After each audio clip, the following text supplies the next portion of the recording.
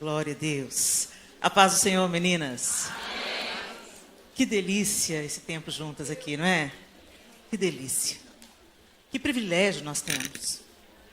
Quantas das nossas irmãs ao redor do mundo cultuam ao Senhor secretamente. Elas não podem se manifestar, podem ser mortas por carregar uma Bíblia. Nós não temos ideia de quantos dos nossos irmãos estão presos, encarcerados mesmo, por amor ao Senhor. Então desfrute da liberdade que você tem, não apenas para viver uma vida boa, uma vida leve, uma vida frutífera, mas também para dobrar os seus joelhos em gratidão ao Senhor pela oportunidade que Ele te deu e sustentando essas nossas irmãs que estão lá no Oriente Médio, lá do outro lado do mundo, sendo cerceadas na sua liberdade. Que você ame Jesus com toda a intensidade do seu coração. Todas nós temos o privilégio de ter uma Bíblia, até mais de uma, muitas traduções, né? E em alguns lugares, a Bíblia é uma joia preciosa e rara. Então, valorize aquilo que você tem. Não sei por que eu estou falando isso, mas o Senhor sabe. Uau! Rise up. Erga-se, levante-se. Né? Não precisa, estou falando. Abra sua Bíblia comigo em Lucas, capítulo 13. A partir do verso 10. Num sábado, Jesus estava ensinando numa das sinagogas. E chegou ali uma mulher possuída de um espírito de enfermidade. Havia já 18 anos. Ela andava encurvada, sem poder se endireitar de modo nenhum. Ao vê-la, Jesus a chamou e lhe disse: mulher, você está livre da sua enfermidade.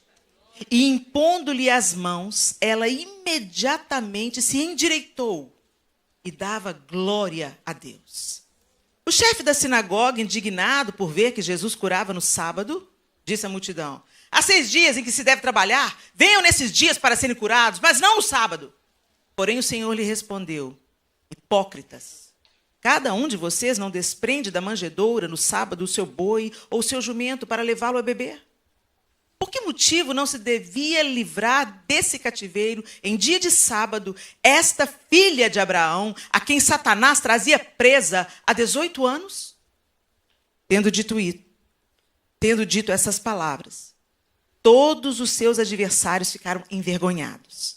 Entretanto, o povo se alegrava por todos os feitos gloriosos que Jesus realizava. Senhor, essa é a tua bendita palavra, nosso alicerce, bússola, prumo. Nós não queremos, Senhor, nos relacionar com a sua palavra como se ela fosse um patuá. Nós queremos, ó Deus, nos reclinar sobre ela, entendendo que ela é a sua voz para nós hoje. Ajuda-nos, Senhor, a discernir o que o Senhor quer nos falar nessa manhã bendita. Faça do nosso coração e da nossa mente terra fértil, para que o teu Espírito, com toda a liberdade, nos ensine nessa manhã. Estamos aos teus pés, Jesus. Fala conosco. Amém. Uma mulher encurvada. Num sábado, um dia santo, um dia separado, consagrado a Deus, as pessoas se reuniam na sinagoga. A sinagoga, ela surgiu depois do exílio do povo, da diáspora. E aí, o povo judeu precisava de lugares onde se reunir. Mas a sinagoga, diferente do templo, não era um lugar de fazer orações apenas, de ler a Torá, de recitar orações. Não era só esse lugar de bendizer ao Senhor e de adorar o Senhor. Era também, era principalmente. Mas como ela estava ali no meio de uma comunidade, ela também servia para tantas outras coisas, né? Quando tinha alguma coisa para decidir em acordo com toda a comunidade local, vamos reunir lá na sinagoga, né? Vamos aprender alguma coisa nova, vamos reunir lá na sinagoga. E algumas sinagogas, inclusive, serviam de hospedagem para aquelas pessoas que vinham de outras cidades e não tinham onde se hospedar. Então, na sinagoga também tinha lugares específicos onde essas pessoas podiam se achegar. Mas o texto está dizendo para a gente que era dia de... Então, certamente não era para alguma reunião que aquela mulher foi à sinagoga. Certamente não era para tratar de outros assuntos que ela estava ali. Certamente também não era para se hospedar que ela estava ali. Era um dia separado para o Senhor. E nesse sábado, quando ela chega lá, o texto não diz para a gente se ela já sabia que Jesus estaria ali. Provavelmente, sim, porque Jesus, a fama dele o antecedia, né? Então, muito provavelmente, sim. Mas o texto não deixa claro se ela foi intencional, por causa de Jesus, ou se ela estava apenas ali tendo o seu momento ritual, o seu momento de adorar ao Senhor, né? As mulheres, diferente do que se acredita, gente, as mulheres no 1º século até o 4º século, elas tinham acesso à sinagoga, elas sentavam junto com os homens, entendeu? Várias evidências mostram isso. Depois do 4º século é que essa coisa começou a mudar. Entendeu? E aí separaram homens e mulheres, e aí marginalizaram um pouco as funções femininas. Mas até o 4º século, as mulheres também desempenhavam tarefas na sinagoga. O texto não está dizendo para a gente por que ela estava ali, mas certamente ela estava ali por ser filha de Abraão, como o próprio Jesus disse. Ela pertencia ao povo de Deus, e ela estava ali junto com os seus iguais, para prestarem culto, para ouvir a Torá, e para, quem sabe, até algumas mulheres recitavam orações. Ela estava ali com esse propósito, ela foi intencional em ir à casa do Senhor, ir onde Deus estava. Sabendo ela que Jesus estaria ali ou não. E como que ela chegou ali? Será que ela estava acompanhada? O texto também não fala. Sozinha? Alguém a conduziu? Porque ela tinha uma aleijão. Ela era curvada. Uma doença que a impedia de olhar o céu. Uma doença que a impedia de ser abraçada. Uma doença que deve ter gerado na casa dela todo tipo de adaptação, uma vez que ela não conseguia se erguer, segundo o texto, de maneira nenhuma. O maior cenário que ela tinha era seus próprios pés. E o chão diante dela. E os pés de outras pessoas. Mas ainda assim, ela foi à sinagoga. Ainda assim. 18 anos, gente. 18 anos. Quando a gente vai se estendendo numa luta, numa espera, né? O livro de Provérbios mesmo diz que a esperança adiada faz apodrecer os ossos. Quando a gente está numa espera há muito tempo, é natural que a gente se canse da batalha. Mas eu quero te dizer, nós não vivemos no natural, nós vivemos no sobrenatural. E quando nós temos Jesus na nossa perspectiva, e essa mulher tinha, se ela não pudesse vê-lo totalmente, ela podia virar a cabeça. O texto não fala que ela não podia virar a cabeça. Ela estava ali e ela estava diante do Senhor. Então eu quero dizer para você, eu não sei que luta que você está atravessando, há quanto tempo você está atravessando, mas eu quero te dizer, continue com Jesus no seu raio de alcance, na perspectiva do seu olhar, ok? Ele sabe o tempo perfeito de todas as coisas. Nem se antecipa, nem se atrasa. Ele é perfeito em tudo que ele faz. E ele é digno de ser adorado, fazendo ou não fazendo. Ele é digno de ser adorado. Porque, na verdade, ele já fez tudo. Tudo. Muito bem. O texto não fornece muitos detalhes, mas o fato é que ela foi onde Jesus estava. E a gente? Será que nós temos buscado estar onde Jesus está? Eu não estou falando só do contexto da igreja, gente. Nós não somos cristãos só aos domingos. A nossa vida é uma vida de Deus, para Deus. Então, se eu estou cozinhando, é para Deus, é para a glória de Deus. Se eu estou cuidando de bebês, é para a glória de Deus. Se eu estou alimentando meus filhos, é para a glória de Deus. Se eu estou passando roupa, a camisa do meu marido, é para a glória de Deus. Se eu estou desempenhando a minha função no meu trabalho secular, não tem trabalho secular mais para você não, minha linda. Você nasceu de novo. Então, onde você for, você é uma profeta de Deus, uma profeta da vida. Não tem esse... Para de compartimentar a vida, gente. A minha vida na igreja, a minha vida no século. Não tem vida no século, você é a igreja. Você que é o sal, você que é luz, você transforma os ambientes onde você está. Esse é o plano de Deus para a nossa vida. E quando a gente começa a compartimentar a vida, aí a gente vive uma vida dupla. A gente é muito santinha na igreja e o cão em outros ambientes. Como já foi falado aqui antes, eu não vou me repetir, né, irmão? O Senhor quer na gente integridade.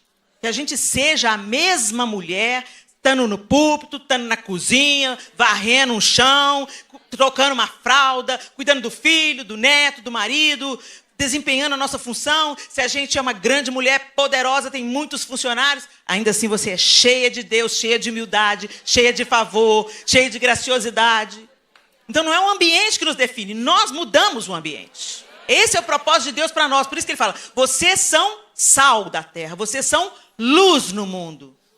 É a luz que quebra a escuridão, mesmo que ela seja pequenininha. Um palito de fósforo quebra a escuridão. E a gente tem que ter essa consciência. Mas será que nós somos intencionais em estar onde Jesus está? Será que a gente lembra quando a gente está diante da tela do computador, ou consumindo alguma coisa, ou participando de alguma conversa? Será que a gente lembra que o Senhor está? Porque Ele é onipresente.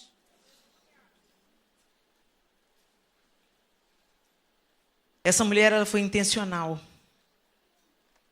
Ela, como eu já disse, não sabia se Jesus estava ali ou não. Provavelmente sabia. Mas o fato é que ela foi ao lugar da bênção. Ela foi ao lugar onde ouvir a palavra. Ela foi ao lugar da comunhão com Deus. Ela foi a esse lugar, procurando algo, buscando algo, alívio para o seu estado, esperança para o seu coração. Agora, vale dizer que ela estava debaixo da opressão de um espírito maligno. Tem gente que é oprimido pelo diabo e ainda assim tira forças, não sabe-se de onde, para buscar esperança.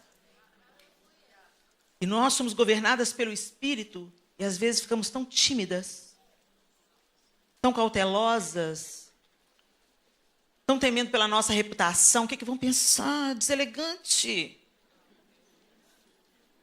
Uma hora dessa, gente, que se dane a elegância.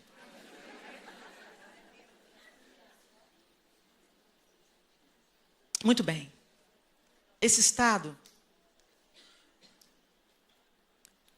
era um estado de opressão maligna.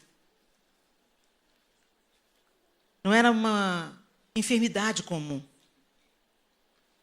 Era uma enfermidade gerada por uma opressão. Onde foi o início dessa opressão? Há 18 anos anteriores, mas não se diz o que causou essa opressão, qual é a brecha para essa opressão, por que ela era oprimida. Jesus deixou muito claro que ela estava debaixo de uma opressão maligna. E ela não podia endireitar-se sozinha, o texto disse para a gente. E aqui fica uma dica boa. Se o texto está dizendo que ela não podia endireitar-se sozinha, provavelmente ela já devia ter tentado. Ela já devia ter tentado os recursos que a época oferecia. Ela já devia ter tentado o que a medicina podia fazer. Ela já podia ter tentado uma série de coisas para melhorar a sua postura, para poder se erguer um pouco mais. Mas o texto falou que ela não conseguia de maneira nenhuma.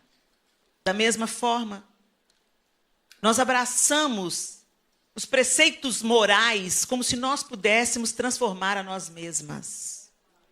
A gente se acha melhor do que a outra porque a gente é evangélica. A gente se acha mais pura, mais santa, mais limpinha.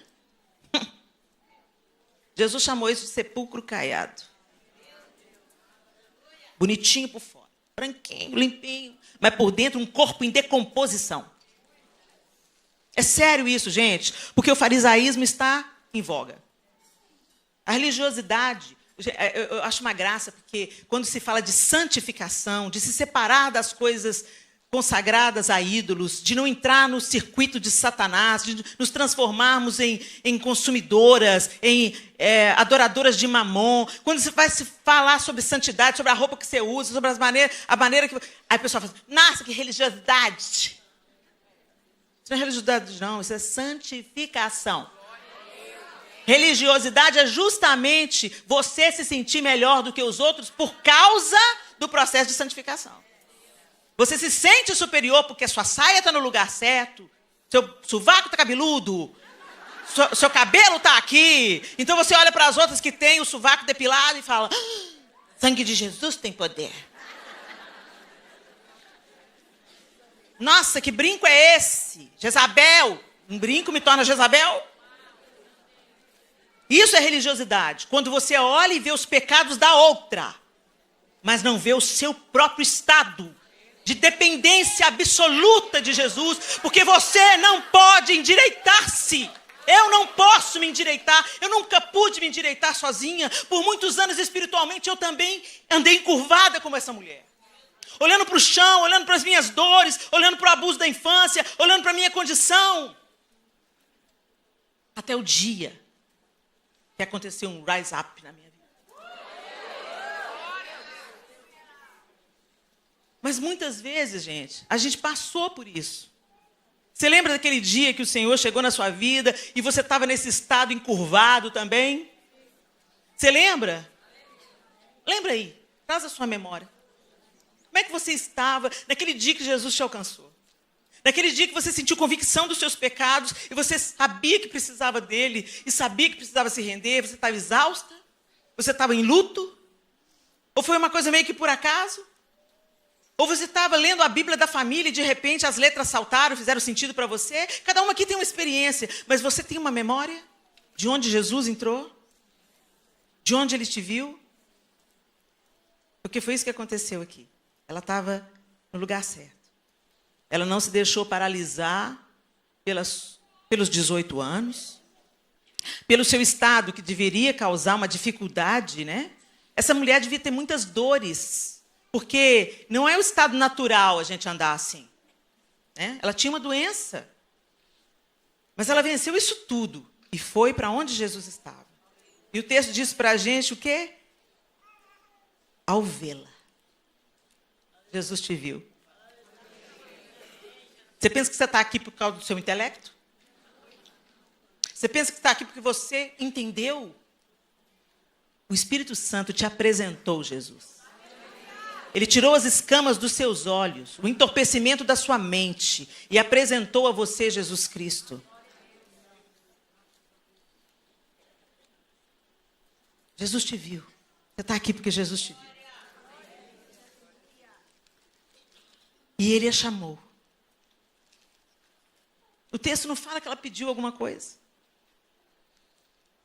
O texto fala que ela estava no ambiente onde ele estava. Cercada de pessoas que queriam estar no mesmo lugar. Um ambiente favorável.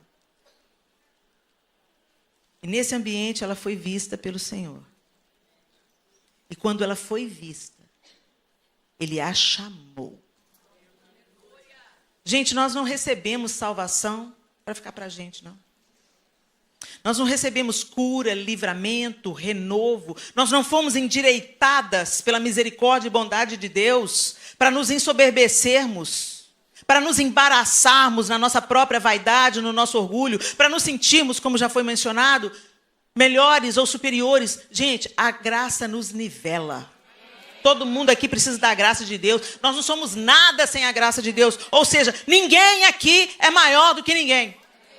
Todos são iguais, todos são mortais. Diante dele não existem grandes ou sobrenaturais. Todos hão de ver todo o seu poder. Céus e terra, anjos e homens se curvarão diante do Rei. Ele é o Rei. Ele é digno, Ele é perfeito, Ele é onipresente, onisciente, onipotente, glorioso, majestoso, Ele. E a gente hoje põe os olhos tão nos homens, as expectativas nos homens, os líderes, ver referenciais. Tá tudo bem, gente, a gente precisa de referenciais, não só de buscá-los, mas de nos tornarmos referenciais. Mas você tem que entender, o seu maior modelo é Cristo. Aquele que você quer mais imitar, perseguir, é Cristo. Você quer a vida dele em você. É a vida dele em nós, gente. Que transforma esse amontoado de transgressões em retidão. Só ele faz isso. Ele viu e a chamou, como chamou você, como chamou a mim, para se aproximar dele. Ele podia ter dado uma palavra. Ah, essa mulher aí, seja curada. Ele a chamou, chega perto. Nós precisamos da intervenção de Deus. E para isso nós precisamos nos aproximar. Gente, a gente não vive com comida do domingo. Se você comer só no domingo, você vai morrer de inanição. E está acontecendo a mesma coisa espiritualmente com muitas mulheres que estão assentadas nesse auditório. Você está exausta, jogando a toalha, questionando Deus acerca de uma série de coisas, mas você não chega perto. Você não chega perto. Você já foi erguida pelo Senhor. Ele já te endireitou. Mas eu acho que você ficou tanto tempo acostumada com essa posição que você volta para ela. Você já está curada. Você já foi erguida. O Senhor já te chamou, mas você volta para ela e começa a prestar atenção nas suas dores, começa a prestar atenção no chão, começa a prestar atenção em tudo que está errado. Ó vida, ó céus, ó azar, que vida difícil. Por que a vida da outra é tão boa, mas a minha não? Porque você não se achegou. Chega perto. Fique ao alcance das mãos dele. Chegai-vos a Deus e ele chegará a vós outros.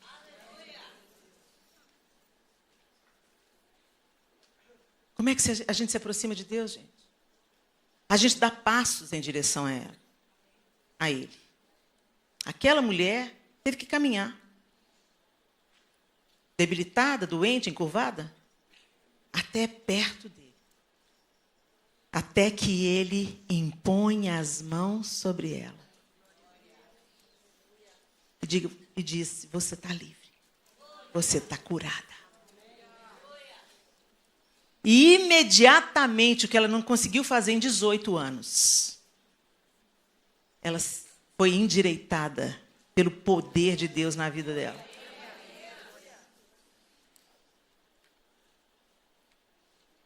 Se aproxime.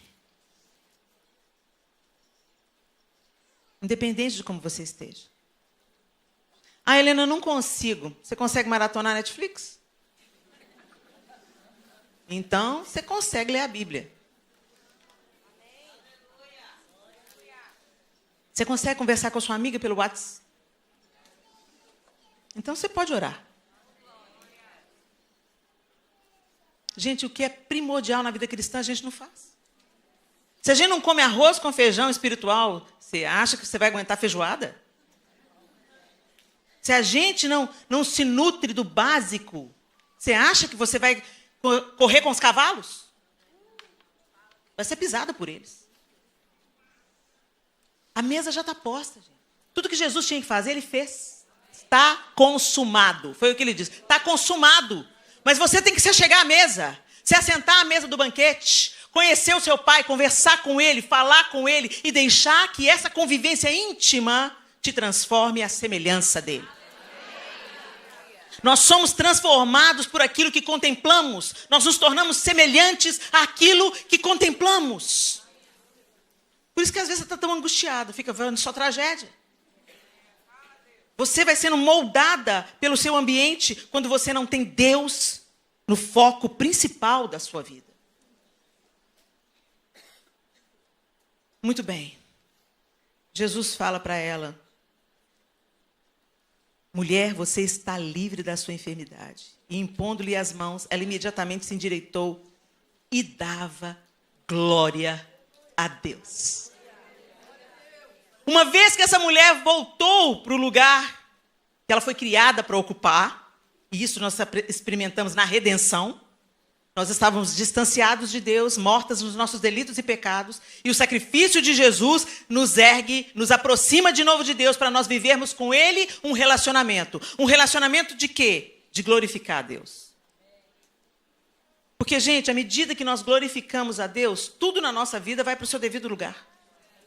Sabe, a gente fica tentando se endireitar pela própria força. Achando que a gente tem que fazer isso, aquilo outro. Não, a gente se achega. A gente é reconciliado com Ele, chega perto. O resto Ele faz. E aí, a partir do momento que Ele faz, você se apropria daquilo que Ele fez. E você começa a andar de um modo diferente. Eu não olho mais para o chão. Eu olho para o alto. Eu olho para o horizonte diante de mim. Eu tenho uma outra perspectiva de vida. E eu olho para o alto e para o horizonte diante de mim, não mais vivendo egoisticamente. Não mais vivendo pensando nos meus próprios prazeres, desejos e sonhos. Gente, nós temos um cristianismo contemporâneo tão focado no eu. Isso não tem nada a ver com o evangelho de Jesus Cristo. A essência do evangelho é dar, não receber. Melhor coisa é dar do que receber. Deus amou o mundo de tal maneira que Ele deu Jesus. Jesus amou-nos de tal maneira que Ele deu a sua vida. E você quer só receber. Vocês pedem e nada tendes, porque pedem só para vocês mesmos, para gastarem nos seus desejos e nos seus prazeres. É o que a Bíblia diz. Vivemos tão focadas na nossa dor ou no nosso sucesso, que Deus passa a ser um acessório. Só que Ele não é, né?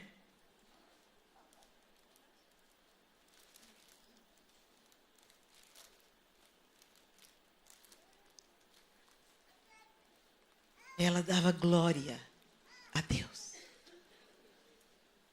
Uma vez que o Senhor te endireitou, minha querida, o seu propósito. Tem um tanto de mulher que fica, qual que é o meu propósito? Qual que é o meu propósito? Eu vou fazer um jejum para Deus me dizer qual que é o propósito para a minha vida. Alguém sabe me dizer qual que é o propósito? Moana, se você fizer uma conferência falando assim, venha conhecer o seu propósito, vai bombar. Porque hoje tem um conflito de identidade, entendeu? Todo mundo não sabe, você não sabe o propósito porque você não sabe quem você é. E aí está buscando identidade no coaching, não na Bíblia. A sua identidade é Cristo que define. Você é filha.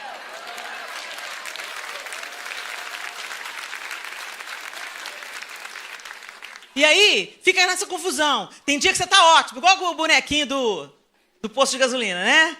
Vem pro culto do poder, né? Foi na reunião lá, na consulta com o coach. Não estou desmerecendo o coach não, gente. O coach é uma benção, lá na área dele, de atuação. Tá bom? Não mistura essa estação, não. Mas, enfim, aí você tá lá, você foi na reunião com a mentoria, com o coach, ela falou tantas coisas sobre a neurociência, coisa maravilhosa, tudo lindo. Aí você sai do consultório assim, uau!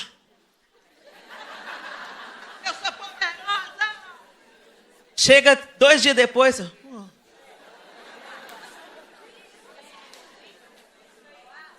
Senhor quer de nós, minha linda, constância. Constância. Fidelidade. Constância. Às vezes a gente fica impressionada com a velocidade, né? Aceleração. A Moana usou esse termo ontem. Mas é tão interessante que ela ministrou aqui de manhã. Vocês já notaram a esteira rolante? Quem é que já andou numa esteira rolante? Numa esteira. A esteira rolante, gente, aliás, deixa eu abrir um parênteses. Quando você entrar na esteira rolante e você não quiser andar, fique à direita. E libera a esquerda para quem está com pressa. Tá bom? Passe adiante. Tá? Passe adiante, pelo amor de Deus. Muito bem. A esteira rolante, gente, é o seguinte. Você percorre a mesma distância com mais velocidade e menos esforço. Isso é unção. Quando você está cheio de unção, você entra na esteira. Você não muda o passo. Você vai no mesmo passo. Mas você percorre mais rápido a distância com a metade do esforço. Então, quando a gente está muito cansada, é a evidência de que a gente pegou mais coisa do que Deus mandou a gente pegar. Culpada. Muitas vezes é o meu termômetro. Quando eu estou cansado, epa, Senhor, onde eu não te ouvi? Onde eu não te ouvi? Porque o seu fardo é leve. A gente encara a oposição, a gente encara a resistência do inferno, a gente tem as nossas questões familiares, mas quando você está na vontade de Deus, você vai na esteira rolante. Com menos esforço, percorrendo a mesma distância, com um tempo menor. O Senhor quer fazer isso com a gente, meninas. Ele quer fazer isso, mas nós precisamos nos achegar a Ele. Não tem outro caminho, não. Não tem receita, não. E à medida que nós caminhamos com Ele, a gente vai entendendo que a vida não é só sobre nós. A vida não é só sobre o meu ministério. Sabe o que é o seu propósito? O seu propósito é ser a solução de Deus na hora certa e no momento que surgir. Onde tem uma necessidade, seja a solução. Esse é o seu propósito. Às vezes a gente pensa que propósito é sobre microfone, sobre gravação, sobre CD, sobre música, sobre posição, sobre título. Não, propósito é quando o dom que Deus te deu serve para aliviar a dor de alguém, para trazer resposta para alguém, para trazer consolo para alguém, para trazer cura para alguém. Qualquer uma de nós aqui está habilitada. Qualquer uma de nós está habilitada, porque primeiro, o Senhor já nos deu com esse presente, que são os dons. Ele já deu para a gente alguma coisa. O que Ele te deu aponta o seu propósito. Ele não ia te pôr no grupo de louvor sem você ter voz. Não ia. Não, mas Deus me chamou para o louvor. Não chamou não, bem. Você está carente. Você está carente, precisando da aprovação dos outros.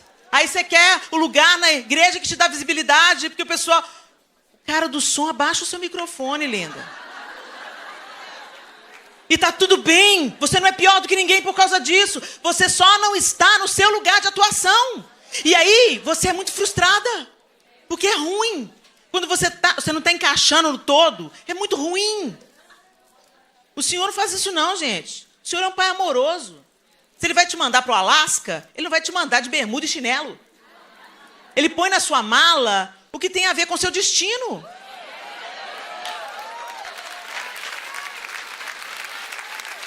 Para de recalcitrar contra os aguilhões, sabe? A gente fica brigando com Deus, pelejando com Deus. Ai, Deus, eu queria tanto cantar. Eu queria tanto cantar, Deus. Mas se você cantar, se você tivesse voz, uma grande voz, você dá trabalho demais. O orgulho, a soberba, a arrogância, a autossuficiência, você podia entrar, você podia ficar longe de Deus. Ele não vai arriscar te perder, não. Então, abra a mala. Veja o que Deus colocou lá e sirva o seu próximo com isso. Você não precisa de uma plataforma para isso. Aliás, gente, eu me sinto eficaz na plataforma. Mas eu me sinto eficaz também quando eu estou fazendo alguma coisa. Esses são os meus preferidos. Quando eu estou fazendo alguma coisa que eu sei que Deus aprova. E aprova muito.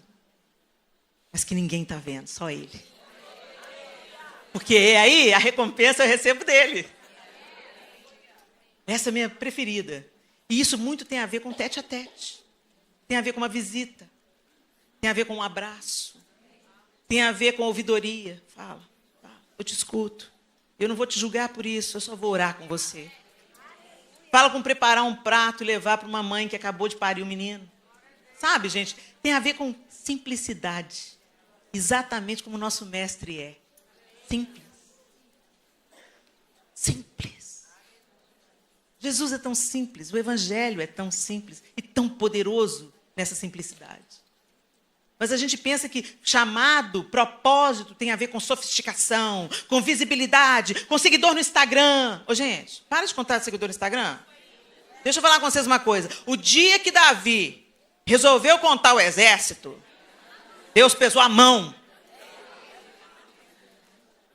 Mas por que, Helena? Por que Deus pesou a mão sobre Davi? Deus mesmo mandava fazer censo, recenseamento para saber quanto, para contar as coisas. Quando Deus manda contar, ele tem um propósito. Quando o homem está contando, está se envaidecendo. Ai, fulano é tanto, né? Tem tanto. Eu só tenho isso. Isso aí é um modelo de Satanás, gente. O modelo de Jesus é outro. A princípio ele tinha 12 seguidores.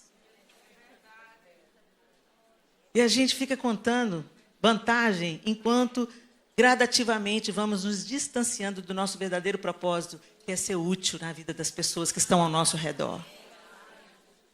Quando eu fui no enterro de uma amiga querida, que foi uma bênção na minha vida, era o braço direito da pastora Zenete, Ana Lúcia. Zenete, quando a gente viajava junto, ela falava assim: Helena e Ana Lúcia, não, separa os quartos. Porque a gente arrumava uma conversaiada, uma choradeada, uma risaiada. Que a Zenete falava: vocês não dormem? Separa a Helena e a Ana Lúcia. E a gente amava estar junto. E a Ana Lúcia foi embora mais cedo para casa. E eu me lembro do dia que a gente estava no velório dela. Era um momento de dor, mas foi um momento também de graça, de ver as pessoas testemunhando de quem a Ana Lúcia foi na vida delas. De coisas que a gente não sabia. O seu propósito é como um jardim fechado. O Senhor pode até torná-lo um jardim público, mas ele começa como um jardim fechado. A gente tem que estar disposta a pegar no microfone, com a mesma disposição, pegar uma vassoura. Se eu não estou disposta a pegar uma vassoura, eu não estou apta para o microfone. É simples assim. Essa mulher foi erguida e ela dava glória a Deus. E o Senhor que te ergueu quer que a sua vida glorifique a Ele.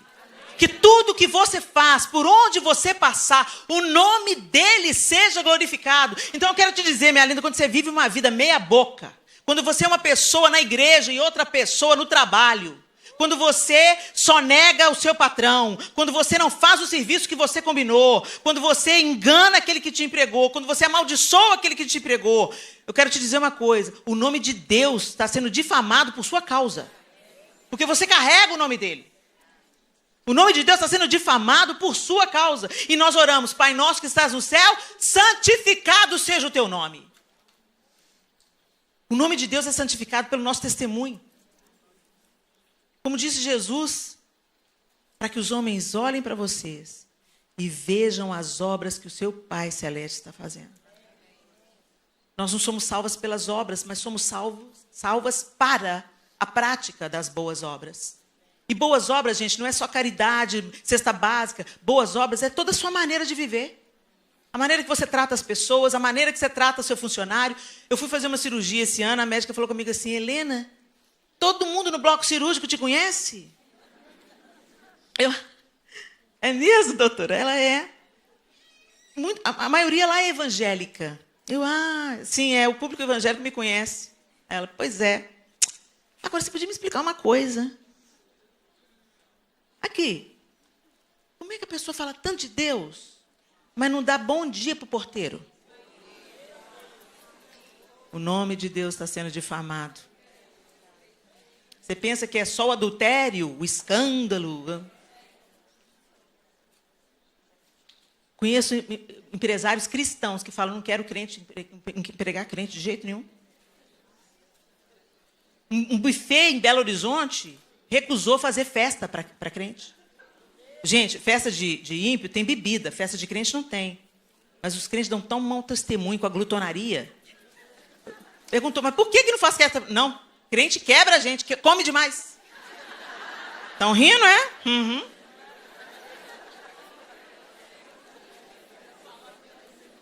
O Senhor nos ergueu, minhas queridas, para o nome dele ser glorificado. O nome dele ser glorificado, o nome dele ser glorificado. E à medida, gente, que nós estamos nesse relacionamento com Deus, num envolvimento íntimo com Ele, e o nome dele é glorificado, a gente é feliz. Feliz é quem teme o Senhor e anda nos seus caminhos. As pessoas estão buscando tanta felicidade onde ela não está. Felicidade no efêmero, felicidade no temporal, no passageiro. Felicidade no dinheiro, nas coisas, na bolsa, nos relacionamentos. Se você temer ao Senhor, e temer ao Senhor não fala de ter medo dele, temer ao Senhor fala de reverenciar ao Senhor, obedecer ao Senhor, andar os caminhos que o Senhor traçou para nós. A felicidade vem e ela não depende das circunstâncias. Ela está, porque Deus está.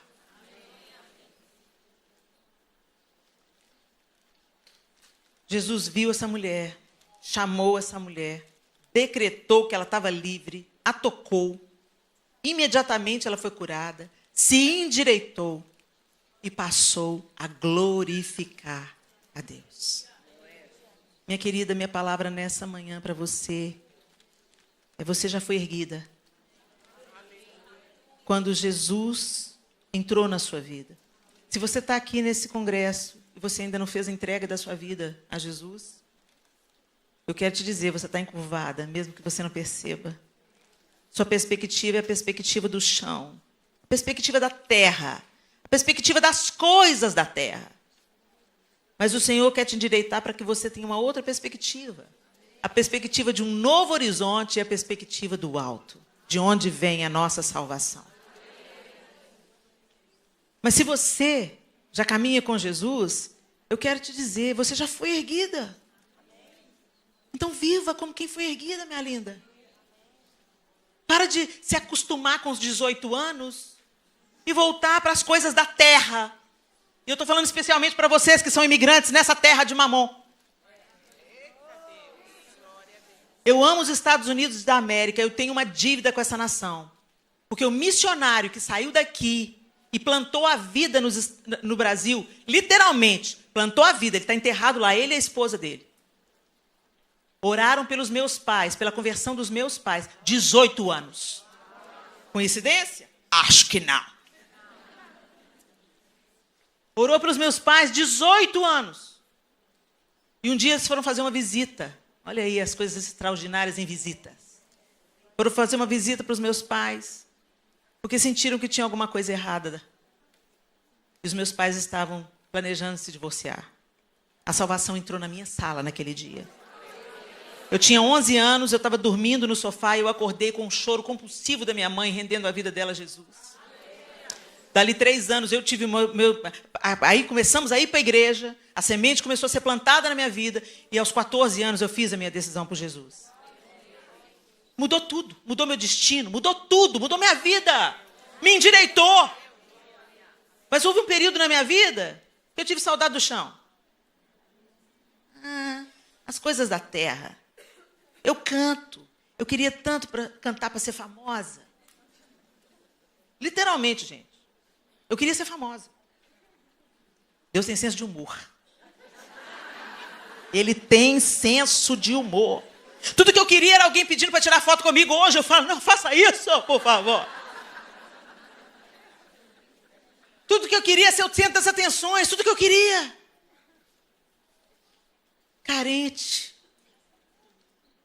Tinha uma rejeição enorme, então eu queria a aprovação das pessoas para me sentir amada. E o Senhor teve que me mostrar que não era assim que eu ia conseguir amor. Quem te aprova hoje, amanhã está te cuspindo. Você é boa hoje, amanhã você já passou, você não é mais a bola da vez. O amor de Deus não, o amor de Deus não é volúvel, não é mutável. Ele é constante, ele é fiel, ele é verdadeiro, ele é suficiente. Ele é suficiente. O amor de Deus é suficiente. Deus maravilhoso. Para onde eu iria, Senhor? Só Tu tens as palavras de vida eterna. Para de procurar em cisterna rota, minha linda. Para de se firmar nas coisas da terra. Essa terra, você veio para cá, você pensa que você veio para cá para você ter mais segurança, para você ter melhor salário, para você pagar sua dívida lá no Brasil. Mas eu quero te dizer, pode ter sido a isca que foi, mas você está aqui para ser uma bênção para essa nação. Você está aqui para ser resposta para essa nação. Você está aqui para, enquanto você limpa a casa, profetiza sobre a cama do adolescente, profetiza sobre o quarto do casal. Seja bênção onde você for, seja bênção onde você viver, seja bênção onde você passar. Glorifique a Deus, você foi endireitada. Não volte de novo. E eu quero terminar com o texto de Colossenses 3, de 1 a 5. Uma vez que vocês ressuscitaram para uma nova vida com Cristo, mantenham os olhos fixos nas realidades do alto, onde Cristo está sentado no lugar de honra, à direita de Deus. Pensem nas coisas do alto e não nas coisas da terra, Pois vocês morreram para esta vida, e agora a sua verdadeira vida está escondida com Cristo em Deus. E quando Cristo, que é a sua vida, for revelado ao mundo inteiro, vocês participarão de sua glória. Portanto, façam morrer as coisas pecaminosas e terrenas que estão dentro de vocês. Façam morrer. Façam morrer. Fiquem longe da imoralidade sexual, da impureza, da paixão sensual, dos desejos maus e da ganância, que é idolatria. Fica longe, faça morrer. Como que a gente faz morrer? Chegando perto do Senhor, mantendo os nossos olhos fixos nele, olhando para o alto, pensando nas coisas do alto, conversando sobre as coisas do alto. Enchei-vos do Espírito. Como? Falando entre vós, com salmos, hinos e cânticos espirituais. Para de fofocar. Para de dar ibope para site que suscita contenda entre irmãos, o pecado que Deus mais abomina. Para de consumir, porque aquilo que você consome, assistindo, clicando, você financia. Não financie o inferno. Não financie más notícias. Não financie o escândalo. Se livrem de todos desejos maus e ganância, que é a idolatria. Colossenses 3, de 1 a 5. Vamos orar. Fique de pé no seu lugar.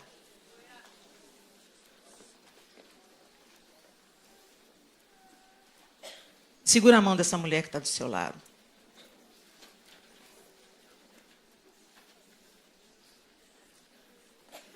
Olha para mim aqui. Você foi endireitada. Foi para a liberdade que Cristo te libertou.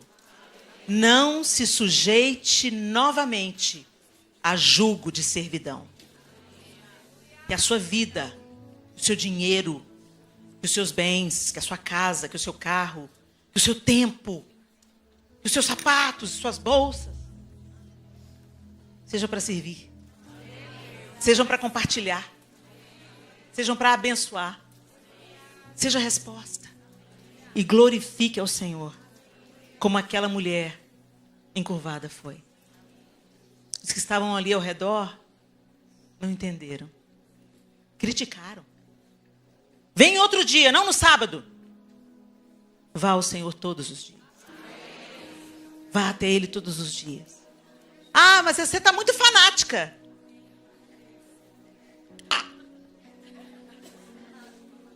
Se eu sou viciada em cinema, aí eu sou excêntrica, eu sou cinéfila. Mas se eu sou viciada em Cristo, aí eu sou fanática. Não, eu sou separada. Ele é a única coisa que você pode se viciar que só vai fazer bem. A única coisa, a única. Por isso que com ele é adoração. E com todo o resto é idolatria. Muda tudo. Senhor, nós te bendizemos nessa manhã. Nós agradecemos ao Senhor, porque o Senhor um dia nos ergueu. O Senhor um dia nos levantou.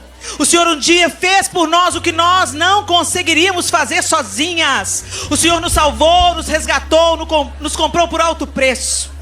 Mas, Pai, nós não queremos viver reincidindo a curvatura. Nós não queremos voltar a olhar para as coisas da terra. Nós queremos colocar os nossos olhos fixos nas coisas do alto, pensar nas coisas do alto e viver uma vida que glorifique o Senhor em todo lugar, em qualquer lugar, em toda hora. Senhor, Espírito de Deus, nós te pedimos, o Senhor que nos convenceu um dia da justiça, do pecado, do juízo, nos habilite, Senhor, a crescermos em conhecimento do Senhor, a nos debruçarmos para estudar as Escrituras Sagradas, a revitalizarmos a nossa vida de oração. Ajuda-nos, Espírito, a conversarmos entre nós com salmos, cânticos, hinos espirituais. Deus, nos ajuda a viver uma vida no Espírito, nos ajuda a ser direcionados pela Tua voz. Nos ajuda, Senhor. Liberta-nos da opressão maligna que nos encurva. E que vivamos como mulheres livres, livres para te amar, livres para te adorar, livres para glorificar o teu nome, livres para fazer a diferença e tornar o seu nome conhecido e santificado em toda a terra, em nome de Jesus. Amém e amém. Deus abençoe vocês, meninas.